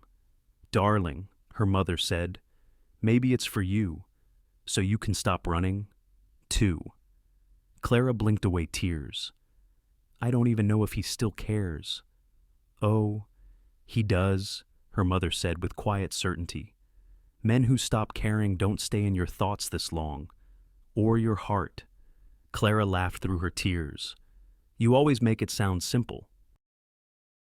It isn't simple, her mother replied, but love never is. The question is, do you want safety or truth? The line went quiet. Only the soft hum of the city filled the silence. I don't know, Clara whispered finally. Her mother's voice softened. Then give yourself time to find out. But don't choose fear, Clara. Choose what feels alive. That same evening, across the city, William Hayes sat at his desk in his penthouse, staring at an open notebook. The pages were full of unfinished sentences, confessions that always stopped before the truth. He'd visited the music center once more earlier that week, stood outside, watching through the glass as Clara taught her students. He hadn't gone in. He didn't want to interrupt what she'd built a world untouched by his mistakes. But the sight of her laughing again, content and grounded, had left him hollow. He poured a glass of scotch and sat down, exhausted. Margaret entered quietly, setting a stack of documents on the table. You're working too late again, sir. I always work too late. Not like this, she said, her tone gentle but firm. You're punishing yourself. He looked up, meeting her eyes. Maybe I deserve to. Margaret folded her arms. You're not the first man to make a mistake, but you might be the first who refuses to make it right. He said nothing. She still matters to you. She continued. Anyone can see that. Even your silence is louder these days. William leaned back, exhaling slowly. What would you have me do? Margaret show up and tell her everything. That I left a piece of my past on a park bench and found her again by accident. That the melody she plays was mine once too. Yes, Margaret said simply. He laughed bitterly. You make it sound easy. It's not, she said. But if you want her, truly want her, you have to tell her the whole truth. Even the part that scares you most. He looked at her, searching her face. And if she walks away again, then at least you'll finally stop lying to yourself. The words sank deep. Margaret gave him a small, motherly smile. You've built an empire out of certainty. William, maybe it's time you let yourself be uncertain for something that actually matters. When she left, the apartment fell quiet again. William stared at the skyline, at the soft glow of the city stretching beyond the glass. Somewhere out there, she was deciding her own future. He opened his journal, uncapped his pen, and wrote, "Tomorrow. I'll tell her everything, not as the man the world knows, but as the boy she once knew, even if she's forgotten him." He closed the book. For the first time in months, he felt a strange calm, not peace, but purpose. Later that night, as Clara locked up the music center, snow began to fall again, soft, steady flakes drifting beneath the street lamps. She wrapped her scarf tighter, looked up at the gray sky, and whispered, "Maybe it's time." Two souls, miles apart, made the same decision that night to stop running, to face what they feared most. Neither knew the other had done the same, but somehow, the world seemed to hold its breath, as if waiting for them to meet again. The January wind howled through the eaves of her mother's house in Ohio, carrying the sound of branches tapping softly against the old attic window. Clara hadn't been back here in years. Her mother had called a few days earlier, asking if she could help sort through her late father's belongings. It wasn't easy, opening boxes that still smelled faintly of pipe tobacco and varnished wood reminders of a man who had loved her fiercely, but never quite understood her love for music. Now, kneeling among cardboard boxes and dust-coated trunks, Clara brushed away a thin film of time from a small wooden chest marked personal keepsakes. Inside were old letters, faded concert programs, and a handful of black and white photographs tied together with fraying string. She smiled faintly. Her father had been meticulous, even sentimental in his own quiet way. But one photograph, slipped between two envelopes, made her still completely. Two children sat side by side on a wooden bench, their smiles wide and unguarded. Between them rested a small piano-shaped locket, shining faintly even through the faded print. Clara's pulse quickened. She leaned closer, breath catching. She knew that locket, the same tiny piano she'd found weeks ago at the bus stop, the one that had carried a melody she could never quite forget.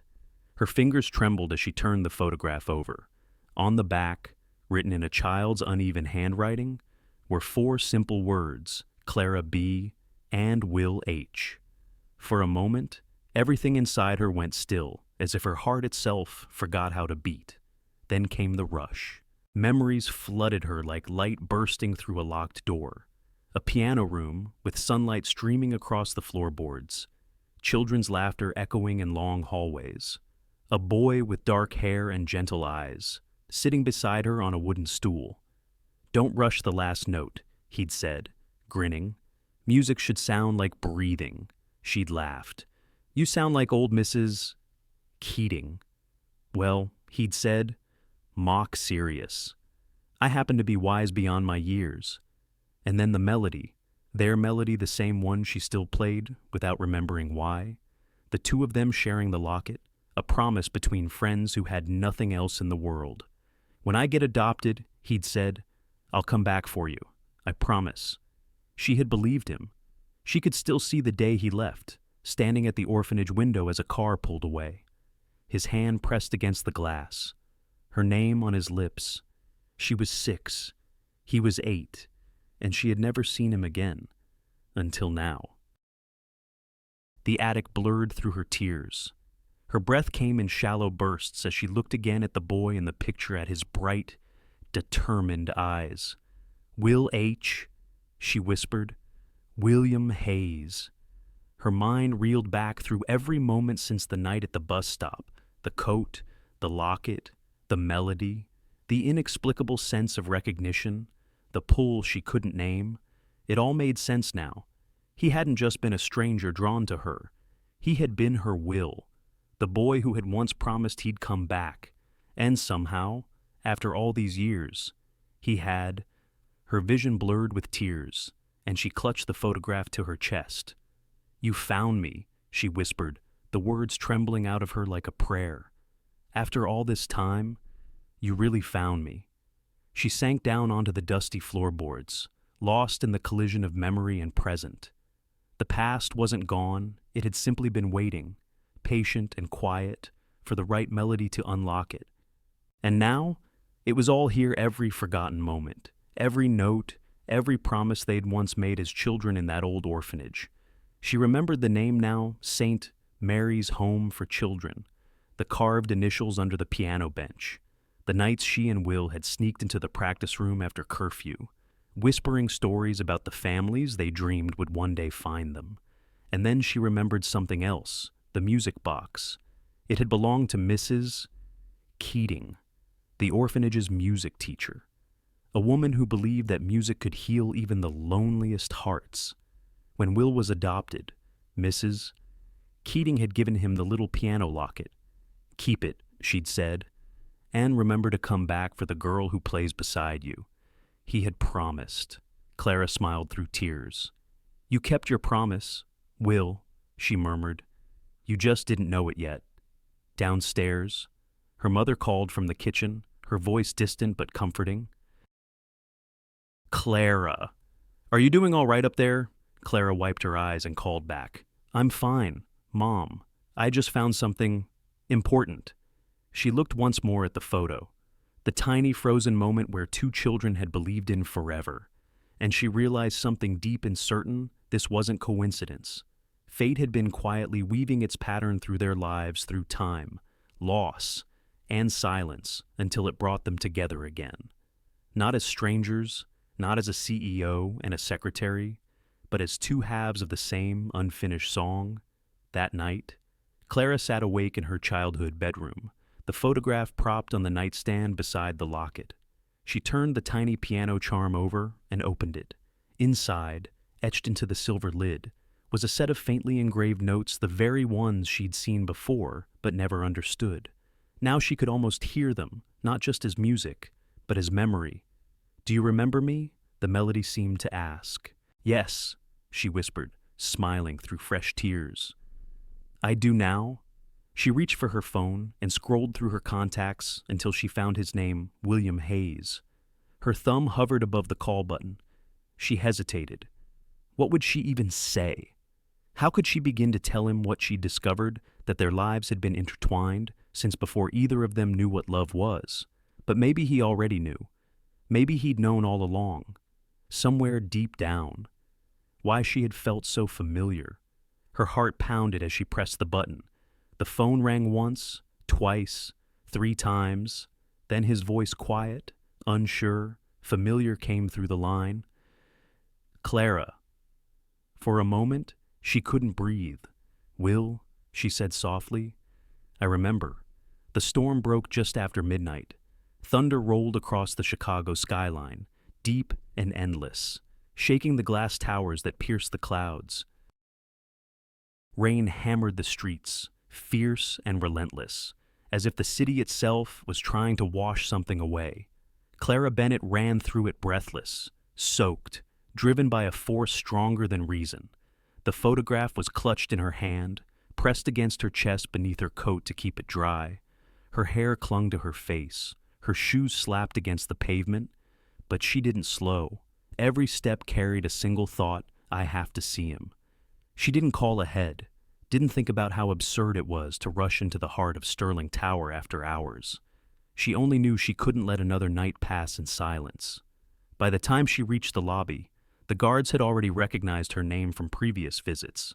One of them, a kind older man named Jerome, blinked in surprise.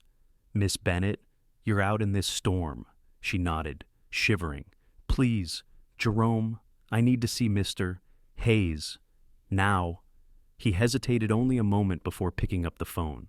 "Go on up, ma'am. Top floor." "Thank you," she whispered, running toward the elevator.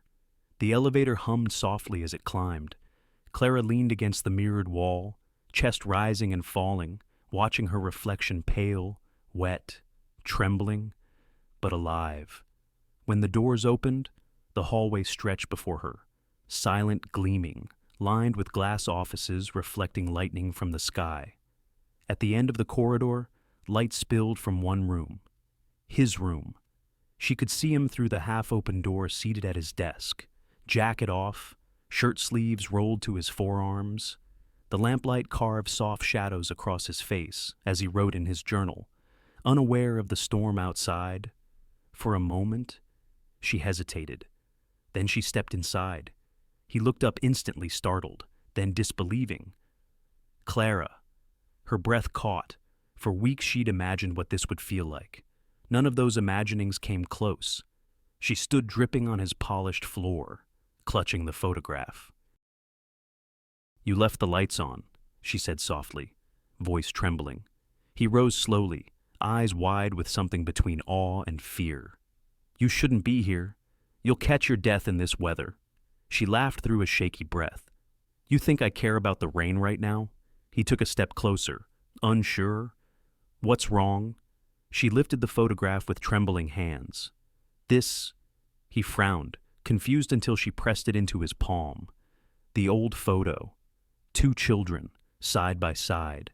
A tiny piano-shaped locket gleaming between them. He froze.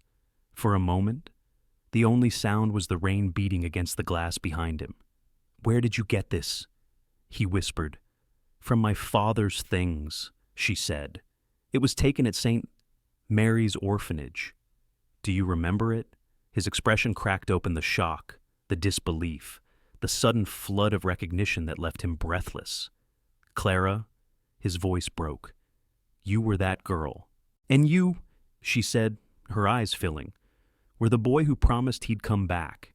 He closed his eyes, pain and wonder colliding. "God," he murmured, "I searched for years. But they changed your last name when you were adopted. I thought..." He stopped, voice trembling. "I thought I'd imagined you." She stepped closer, tears mixing with rain on her cheeks. "You didn't imagine me. You found me again even when you didn't know you were looking." For a long time, neither spoke. Then, softly, she asked, "Why didn't you tell me? Will? Why didn't you say who you were?" He sank back into his chair, the weight of truth finally too heavy to carry. Standing up, "Because I was ashamed." "Of what?" "Of forgetting you," he said, his voice breaking. "Of losing the only pure part of my childhood and then building a life that had no room for it. When I saw you at that bus stop, I didn't even realize it was you. I just felt something I hadn't felt in decades. And when I finally remembered, it was too late. You already knew me as someone else. Someone untouchable." She moved toward him slowly, her voice soft but steady. "You weren't untouchable, Will. You were just hiding." He looked up at her, then really looked. The walls around him, the armor of years spent behind power and control, all of it cracked under the weight of her gaze. "I was terrified," he admitted. "Terrified that if I told you the truth, you'd think I used my power to keep you near. Or worse, that you'd walk away again." Clara knelt beside him, rainwater pooling beneath her. "You don't need power, Will. Not with me." He exhaled, voice trembling. "You have no idea how lonely it's been, pretending the past doesn't matter, pretending I'm not still that boy from St. Mary's." She reached for his hand, then stopped pretending. For the first time, he didn't pull away.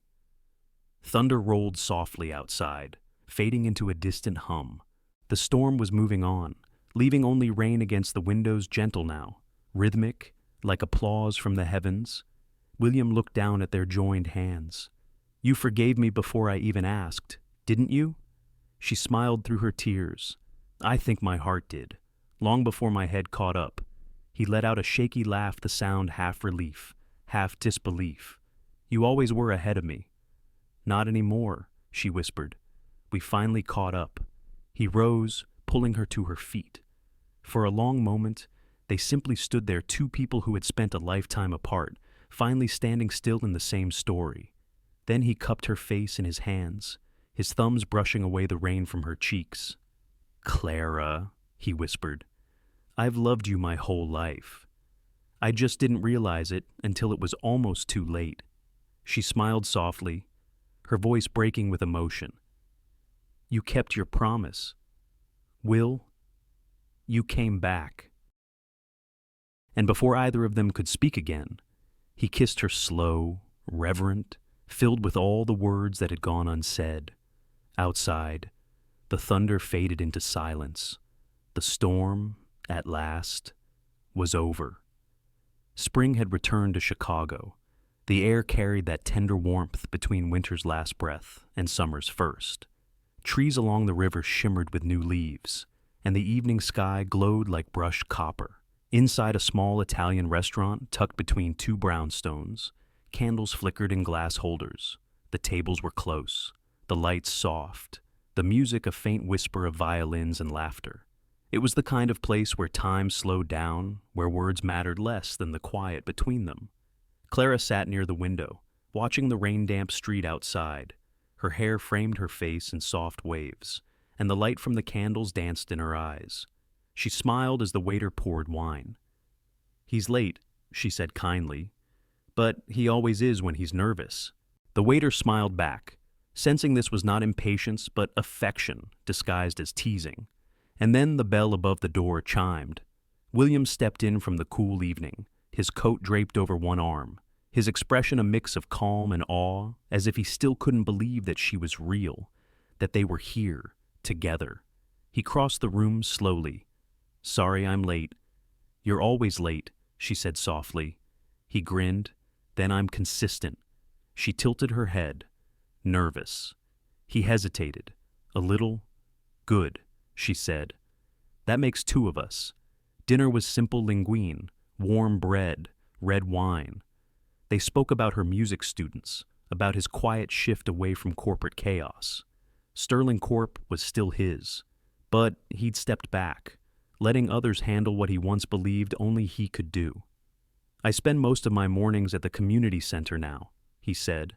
"Margaret says it's the happiest she's ever seen me." "It suits you," Clara said. "You finally look rested." He smiled faintly. "You sound surprised." "I am." He reached across the table, his fingers brushing hers. "You're the reason I remember what peace feels like." The words hung there soft, sincere, enough to fill the silence that followed. Outside, the street lamps flickered to life. The waiter cleared the plates and left them with 2 cups of espresso and a small plate of biscotti. William seemed distant for a moment, as though listening to some silent rhythm only he could hear. Then, with a quiet breath, he reached into his coat pocket. "I have something for you," he said. He placed a small box on the table, not velvet, not jewelry store perfect, but old, polished wood, the kind of box that carried history. Clara blinked, curious. "What is this?" "Open it." Inside, resting on a folded piece of paper, was the silver piano-shaped locket, cleaned, restored, gleaming under the candlelight. Clara gasped softly. "You fixed it?" He nodded. "I found a craftsman in Boston who specializes in antique restorations. Took months to get it right." She picked it up, her thumb tracing the tiny engravings. The piano lid still opened on its delicate hinge, but now something new had been added. 2 sets of initials carved into the inside. C, B, N, W, H.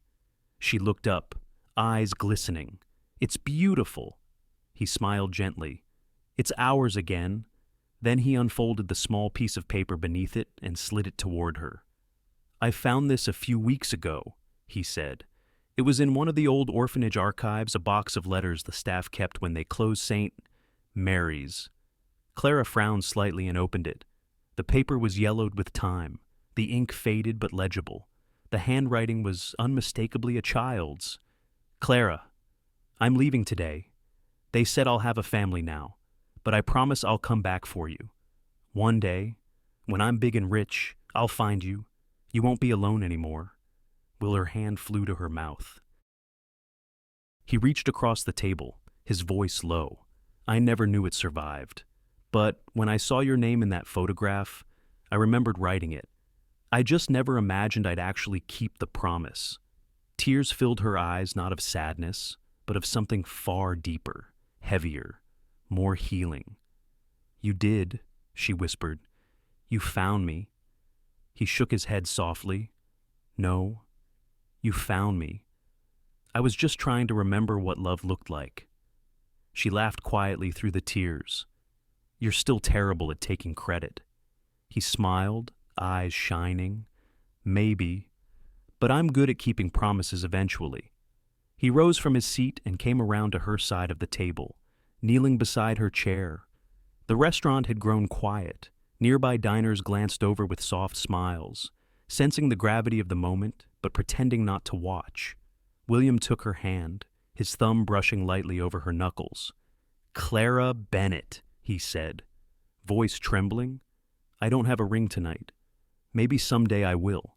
But right now, all I have is this promise, the same one I made as a boy, that wherever life takes us, I'll keep coming back, again and again, because you're home." Tears slipped down her cheeks. She whispered, barely audible, "Yes." He looked up, uncertain. "Yes, yes," she repeated, smiling through her tears.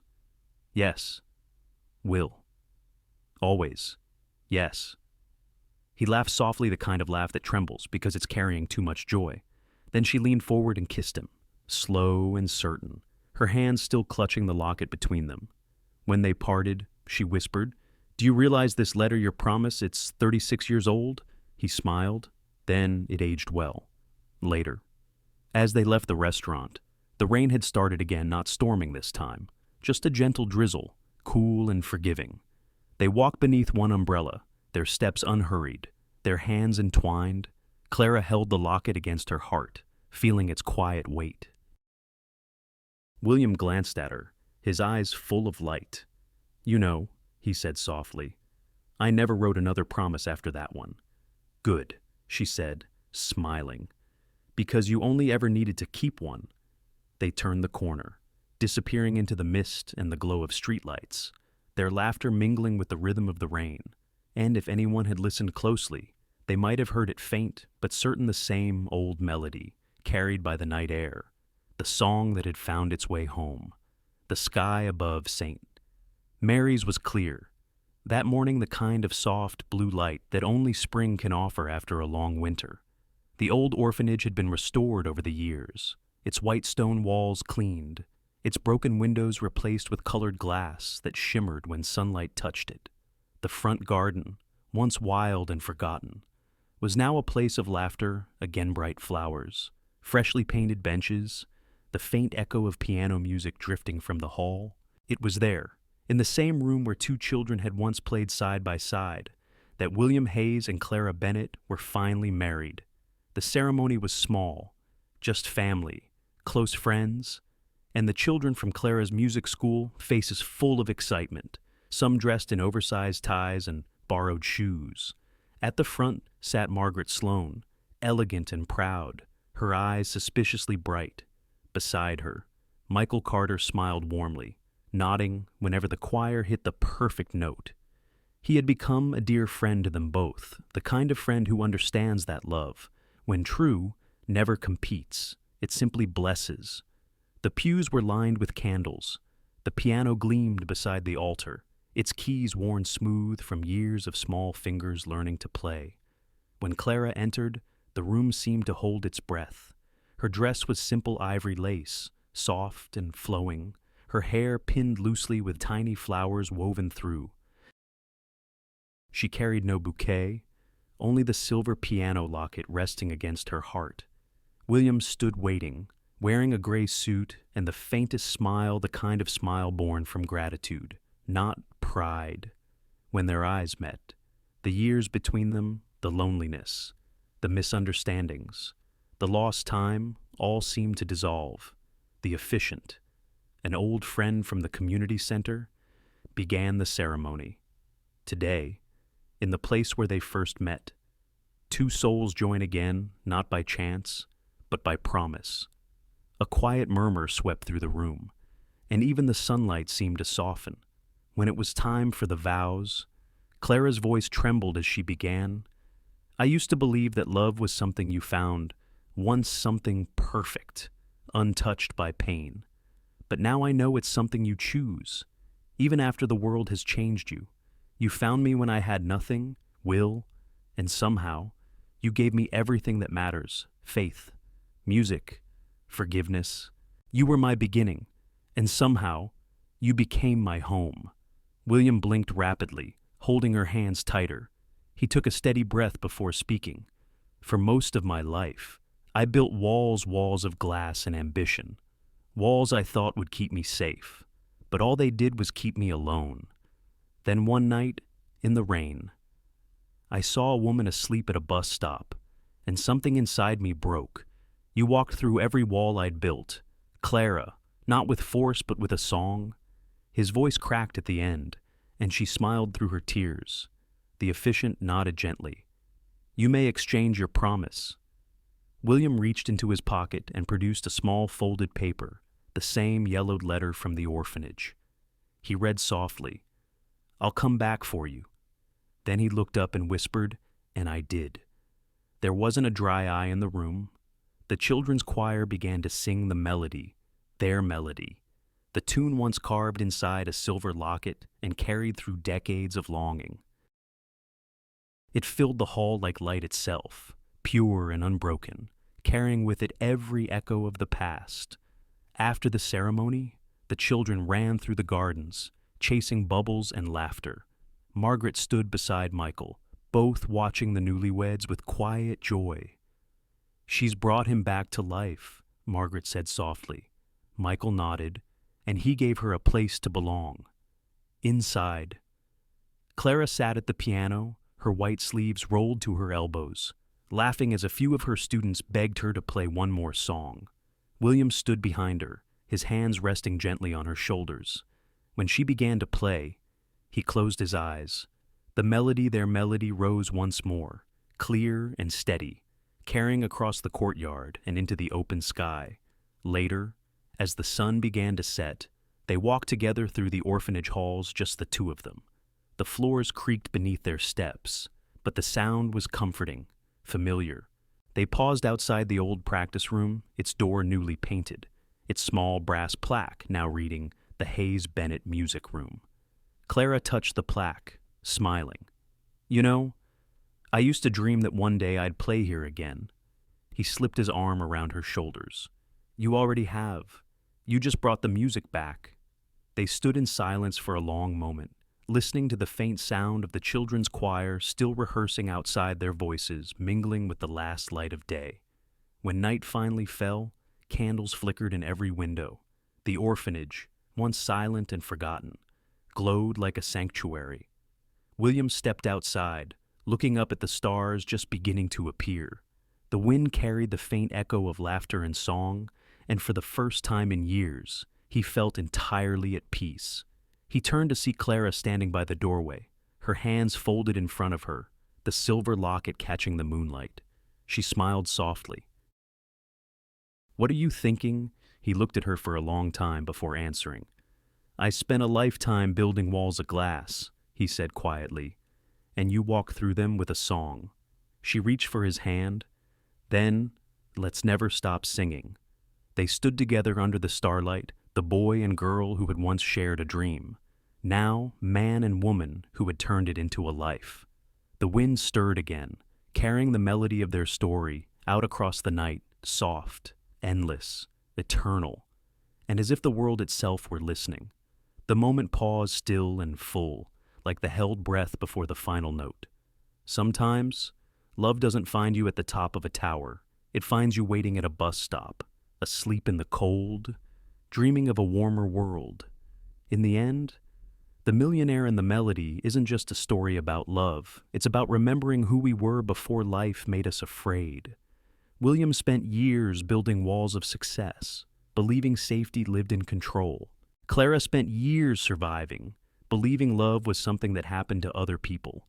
And yet, through all the mistakes and silence, fate brought them back not to who they became, but to who they had always been. It reminds us that time doesn't erase what's true. It only tests our courage to face it. That forgiveness, whether given or received, is the quiet bridge between heartbreak and healing. And most of all, it reminds us that sometimes the people meant for us don't appear at the perfect moment. They return when we finally learn to listen, to soften, to begin again. Because love, in its purest form, doesn't demand youth or certainty. It only asks that we stay open even after the long, cold nights. Thank you, dear listeners, for sharing this journey with us, for feeling every note, every tear, and every quiet heartbeat of The Millionaire and the Melody. If this story touched your heart, please take a moment to like, share, and subscribe to Shining Stories. Your support helps us keep bringing you more tales of love, hope, and second chances. Until next time, keep believing in kindness, keep listening for the melodies life hides in unexpected places, and never stop shining.